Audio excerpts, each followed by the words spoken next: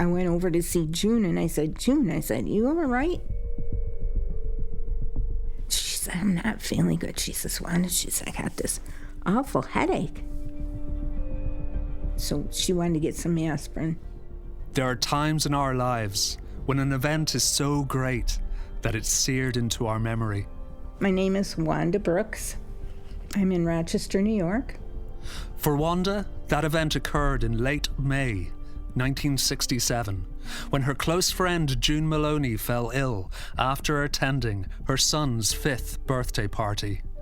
2 days later, Wanda was with June in her apartment, and by now June was very sick. And outside in the corridor, June's ex-husband, Joe Maloney, was having an intense conversation with another man.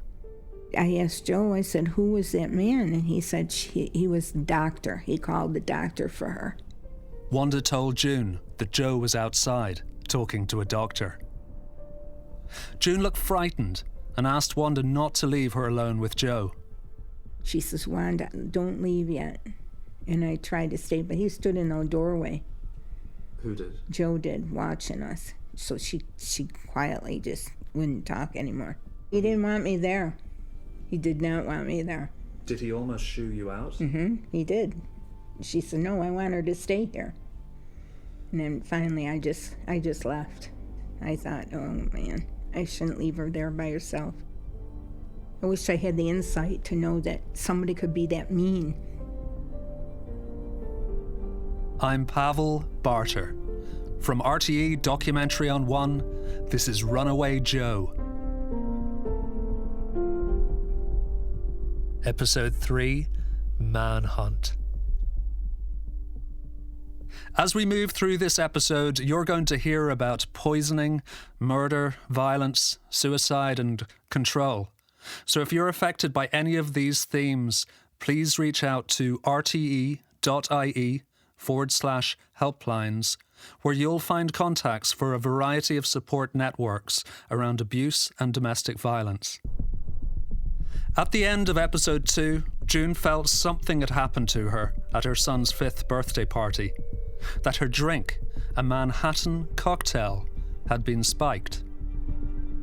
June had been separated from Joe for about 4 months and was in a new relationship with Lee DiClemente, who by now was also afraid of Joe and afraid of what he could do to June. So the day after June was taken to hospital, Lee DiClemente contacted his lawyer and subsequently the police, and here is part of the statement Lee gave to police about what happened to June at her son's 5th birthday party. After the party, a lot of people said she said, I don't feel good. I think he's trying to kill me. She said, Lee, I love you and I don't want to die.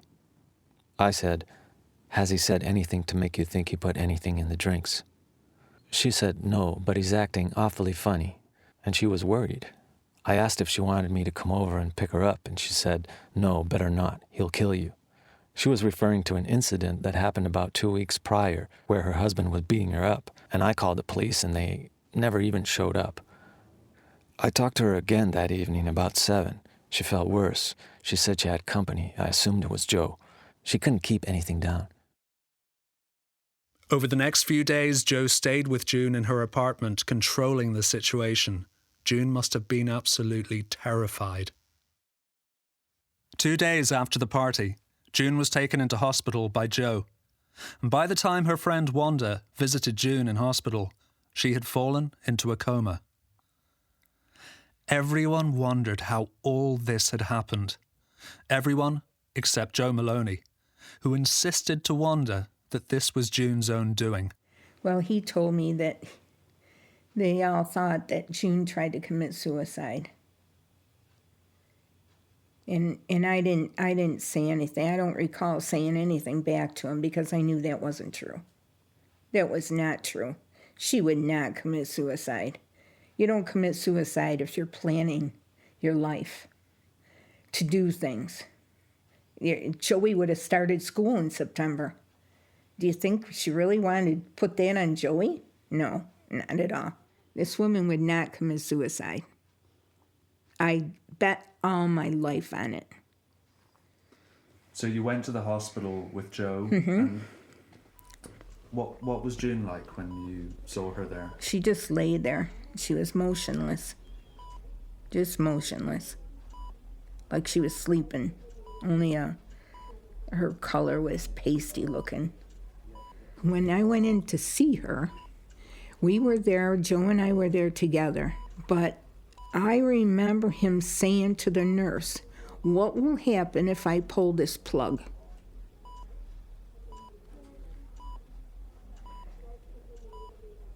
And the nurse turned and said she would die.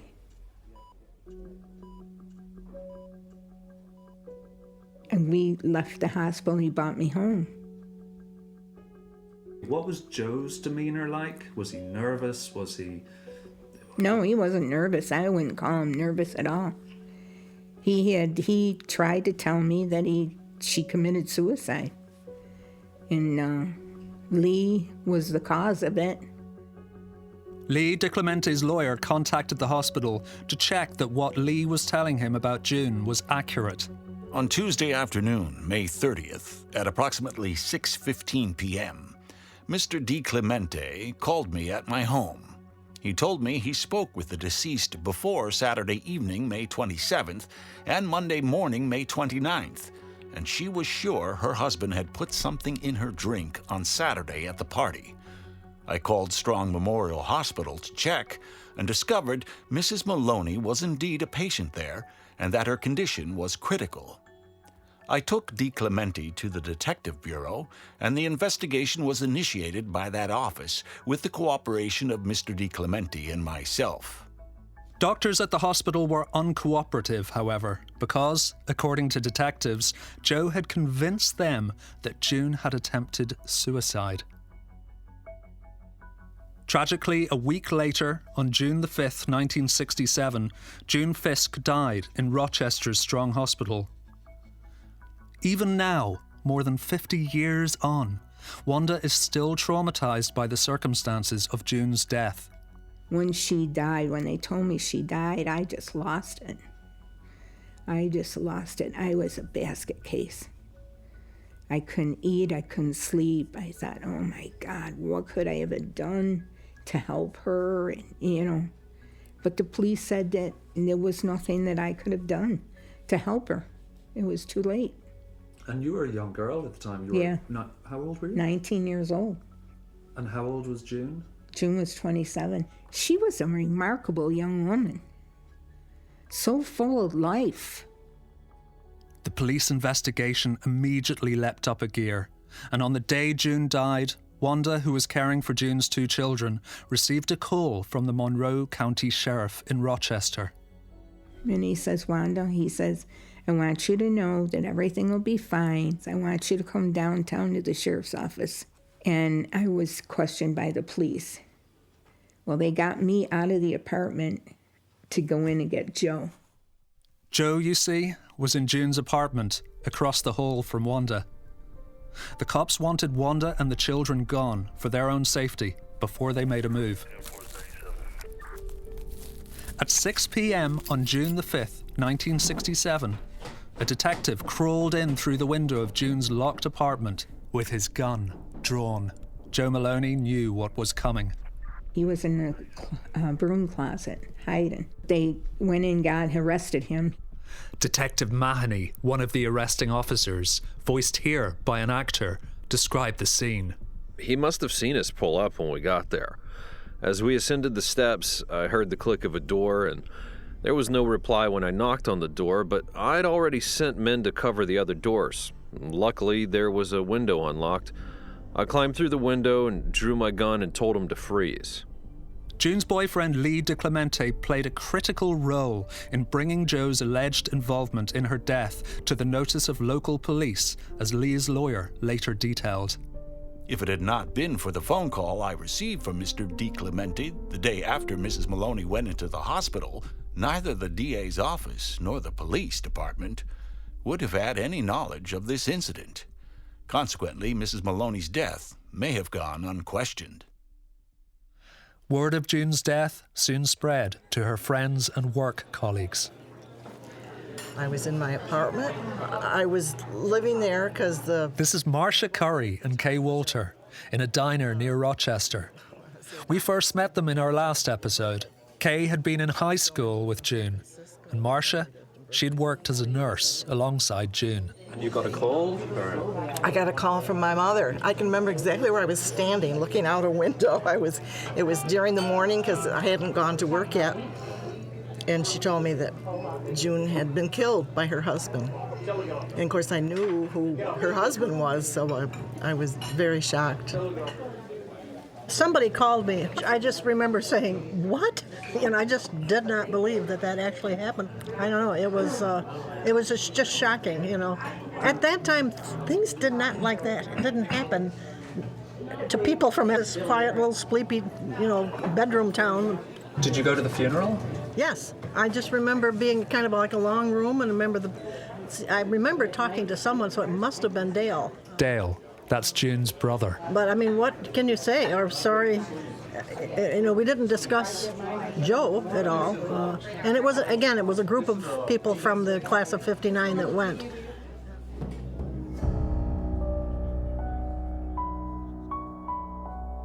And this tragedy did not end with June's death. Joey and Patty Ann, June and Joe's children, their mother was gone, and now so too was their father. They had effectively become orphaned. After Joe was arrested, they called the social services to come and get the children. Now, if you ever want to hear anything so heartbreaking, is when Joey locked himself in the bathroom. Here's this 5-year-old kid, just lost his mother, and he locked himself in the bathroom and he said, "Wanda, please don't let him take me. Please don't let him take me." And I had to let him take him. I couldn't keep him. I felt so bad. I'll never forget that as long as I live. It broke my heart. That poor kid. And Patty Ann was too little. She didn't know. But Joey knew what went on and everything, you know. My heart broke for him. And he finally opened the door. And he came out, and she packed all their stuff up and took them.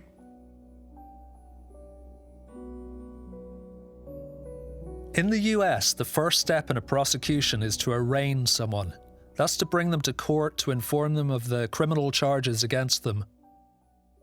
Joe Maloney was arraigned before Rochester City Court on June the 6th, 1967, the day after his arrest, on a charge of first-degree murder. John C. Little was the elected district attorney, and I don't We're really back know in the who kitchen of Wendy Lehman, the retired prosecutor for the Rochester District Attorney's Office, looking through the case files on Joseph Maloney, a wanted man who remains at large today. And how did Maloney plead? Not guilty, as everyone does. Wanda, June's neighbour and friend, was called to testify in court. That was hard to do because every time I turned around, they were saying, "Oh, that's hearsay," or, you know. I started crying. I just started bawling. Yeah. I was up on the stand. I told them what I knew. The fact was she was fine when she left the house. She wasn't fine when she came back. Wanda didn't have to be concerned. The evidence was stacked against Joe Maloney.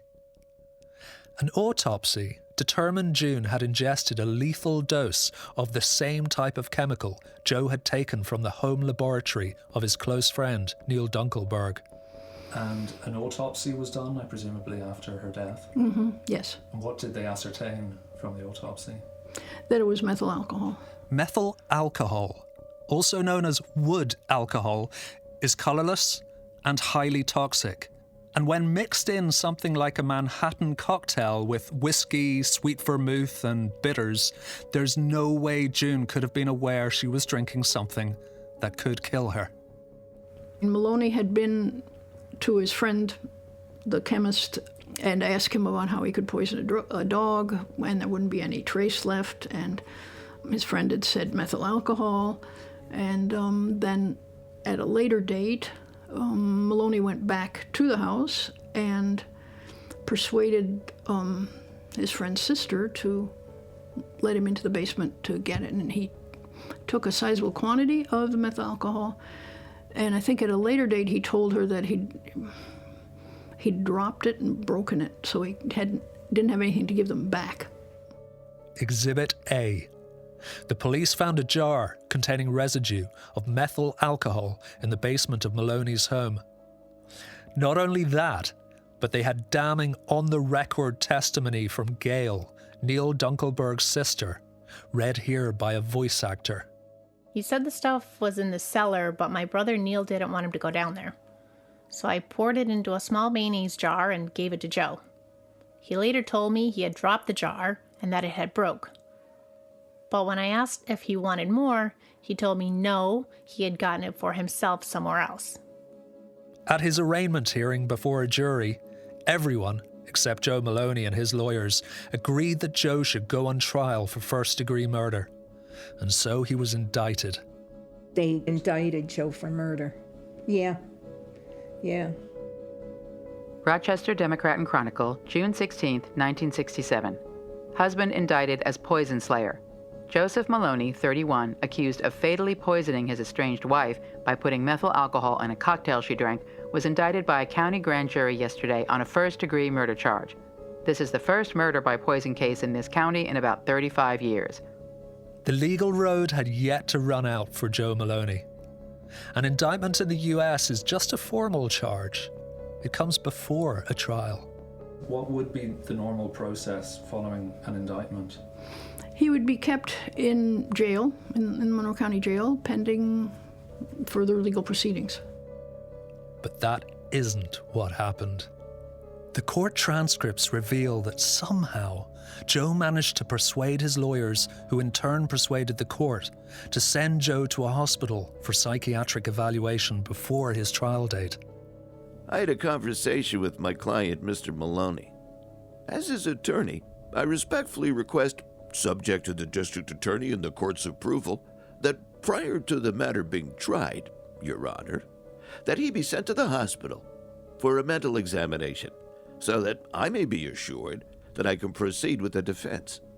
The court will order defendant be committed to the Rochester State Hospital for a period not to exceed 60 days for observation. Wendy Lehman. To report back to this court based upon its findings and the ability of the defendant to stand trial. And that was on, I think, September 8th, 1967. So the judge approved this? Yeah, right. The judge had to order it. That's the only way he would get there, yeah. Clearly, Joe bamboozled the He judge. was apparently very good at that. Well, he was a great con artist, I think. Is, perhaps. But what the judge didn't know was that his decision fell perfectly into Joe's plan. The name of the hospital Joe was sent to, Rochester State Hospital, you've heard that name before. It's the same institution where Joe's father worked, the same institution where Joe himself worked, a place he knew like the back of his hand. He knew the hospital. He had worked there, and his father had worked there. As? Maloney, I think, had just worked there as a custodian, a janitor, but he knew his way in and out. And the way out is exactly what he was after. The police report on the 25th. To help her tell the story of what happened next, Wendy has found a police report in the case files on Joe Maloney. They believed that he had planned to escape from the hospital right from the minute he got there, and that he had confided in a certain Lance Loam, who was a teenager, a white male, 16 years, and they had been associates, during the time that he was there, and he told Lance that he had $3,000 that he could get to, and he'd give him some of the money if he helped him. Maloney first got to the hospital. He planned an escape by taking one of the billiard balls from the billiard table, putting it same into a sock, and then having his two friends distract the attention of the attendants while he hit him on the head with a weapon, but that didn't happen. Instead, Joe bided his time. According to a report, the psychiatrists examining him found no signs of a mental disorder, except for that of a psychopath. He thus was able, in our opinion, to fully understand the nature of the charges against him, the proceedings, and to aid his attorney. On the 25th of September 1967, 4 months after June's death, the Red Cross were holding a dance on the 5th floor of the hospital. Joe, says Wendy Lehman, he was at the dance. Lance saw him by the exit door of the hallway in the ward. It was about 7:50 p.m. He turned away and looked back. He didn't see him. We went out the exit door, and he knew where the hallways were and everything, and he walked out. Joe Maloney made his way down to the basement, and from there outside, he was gone.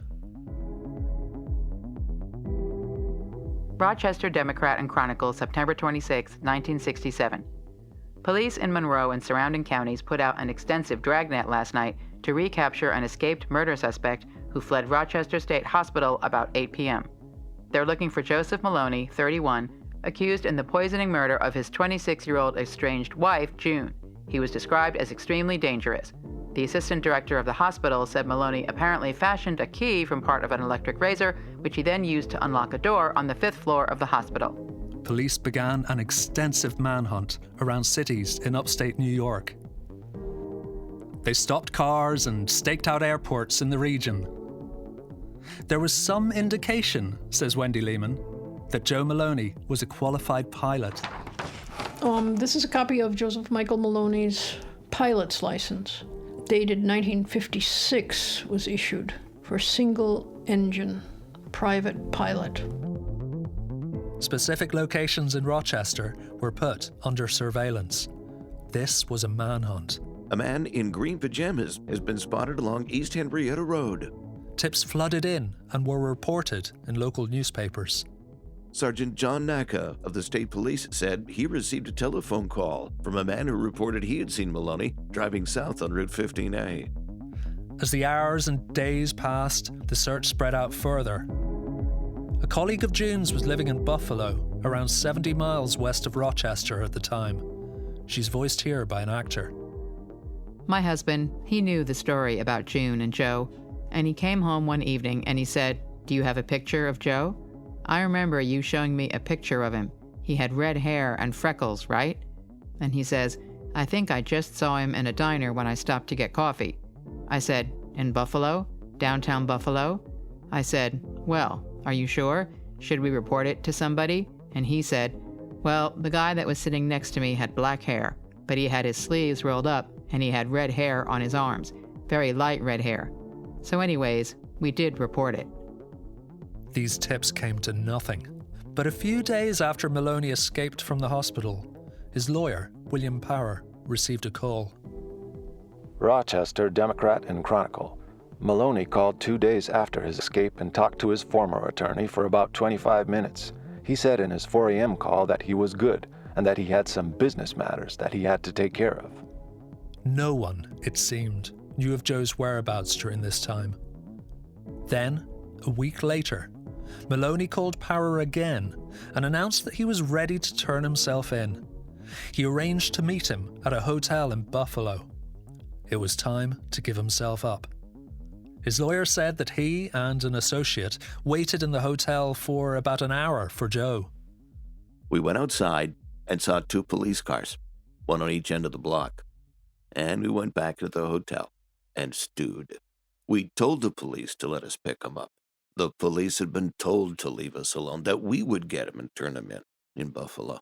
Joe's lawyer believed that Joe was watching, and upon seeing the police, had changed his mind and went back on the run. Rochester Democrat and Chronicle, October 14, 1967. FBI joins hunt for Maloney. Escaped murder suspect Joseph Maloney will be sought by the Federal Bureau of Investigation on a federal warrant, indicating he has either left the state or the country, an FBI source said last night. June and Joe's 2 young children remained in foster care throughout all this time. June's friends were frightened that Joe might show up at their doorsteps. Even Marcia, who was working in a hospital on the other side of the country, was anxious. because I was working in an emergency department in San Francisco. And I knew Joe knew me, and I used to think, what if he ever shows up in my emergency room? I had a plan that if he knew me and recognized me, he would figure I would turn him in. So I would sneak out of the area and call the FBI. I mean, I had this plan all made out, and he never showed up. But by early November 1967, 6 weeks after he first escaped, there were still signs that Joe Maloney had yet to leave New York State. The Daily Messenger. Rochester City Police continue to investigate a report that suspected wife slayer Joseph Maloney cashed about $1,600 in bogus checks November 3rd in Monroe County. 2 nights after the checks were cashed, Maloney was reportedly seen by 4 persons in the Canandaigua area. His son and daughter are staying with foster parents there. Rochester Democratic Chronicle, November 6, 1967. An identification of escaped murder suspect Joseph Maloney last night sent about 50 law enforcement officers swarming into an area just north of Canandaigua about 9 last night. The search party included 2 Rochester K-9 units. According to Canandaigua police, an officer had been sent to a trailer behind the Shamrock gas station on Route 332 on a complaint. The officers flushed out a man whom they and 2 women identified as the missing suspect. The man ran away from them, leaving his shoes and socks behind, police said. Joe had somehow managed to escape local police, the Monroe County Sheriff's Office, the state police, an army of bloodhounds, and the FBI. Over the next 6 months, the feds received around 50 tips about Joe, but they were all dead ends. Gradually, the reports and sightings dwindled to nothing. The newspapers moved on to other stories, the police to other crimes, and the courts to other trials. Joe Maloney had vanished. 2 years later, October 1969, Ireland. A man called Michael Grace applied to the court to legally change his name. The name Grace came from a child that was born in, it may be the Rotunda Hospital, to an English woman. Michael Grace was a baby born in Dublin in 1943 to a single mother with an address in England. The perfect candidate, perhaps, for someone hoping to assume a new identity. Superintendent John Mulderrick was the police officer in Dublin who would eventually reveal Joe Maloney's true identity. It would appear that Maloney, on arrival in Ireland, visited the Registry of Births and Deaths, observed the registration of Michael Grace, and then took on his identity, possibly assuming that the real Michael Grace had been taken back to England by his mother or was adopted. With a real birth certificate in the name of Michael Grace, Joe Maloney assumed the identity of that real person. It's a scam known in criminologist circles as a Day of the Jackal fraud, named after the book and movie of the same name. An unparalleled manhunt, a determined and relentless killer. Impossible to know, impossible to stop. The jackal moves closer to the moment of kill, to the Day of the Jackal. And once he'd assumed that identity, Joe Maloney added another layer of deceit. He changed the name Michael Grace to Michael O'Shea. I found a handwritten note in my handwriting. Joe didn't tell anyone why he changed his name to Michael O'Shea, but Wendy Lehman thinks she may have found the answer.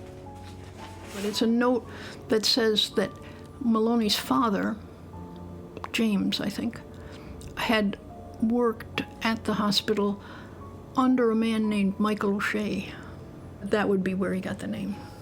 Joseph Maloney had now become Michael O'Shea, and the next chapter of his life, almost 20 years in Ireland, was about to begin. Join us next time for episode 4, Living Large. In 1975, Mr. O'Shea took over this 19th century mansion, nestling at the foot of the Slieve Bloom Mountains in County Laois. Set in 125 acres, Capert House has its own courtyard, stables, and a marble staircase. As this is a live investigation, if you have any knowledge, no matter how small, of Joe Maloney, aka Michael O'Shea, or of his next wife, Sheila O'Shea, maiden name Chandler, please contact us immediately via documentaries@rte.ie. Runaway Joe is written, reported and produced by me, Pavel Barter, and Tim Desmond. Research by Nicolene Greer. Music is by Martin Kluzak and Tomasz Borrow. The sound engineer is Pater Carney, and the executive producer for RTÉ Documentary On One is Liam O'Brien.